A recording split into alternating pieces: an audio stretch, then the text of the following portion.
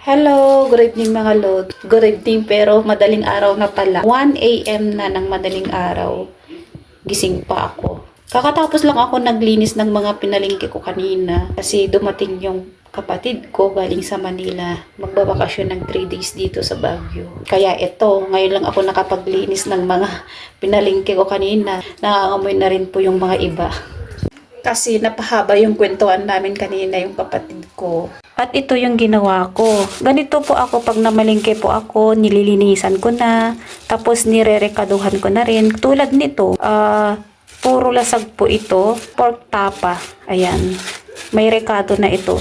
Dahil pag wala man ako sa bahay, at nagugutom yung mga kids, at least, iluluto na lang nila ng ganito. 'Di ba? Ayan, tapos ito, pork chop na grilled, pang grilled, rekado na rin yan. And then ito, pang tinula yan. Ayan, chicken. Ito naman, Thai. Ito, pang adobo.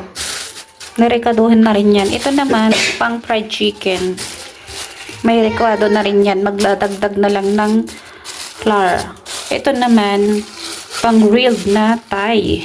Ganyan. May rekado na rin yan.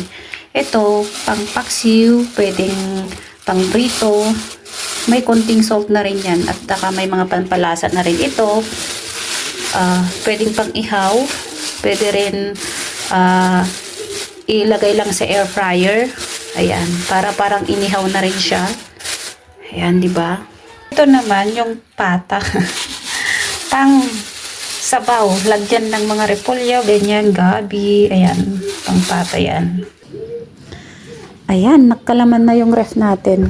Baby loves, matulog ka na. Mag-aalas 2 na ng madaling araw. Nako. Ayan, may laman na yung ref natin.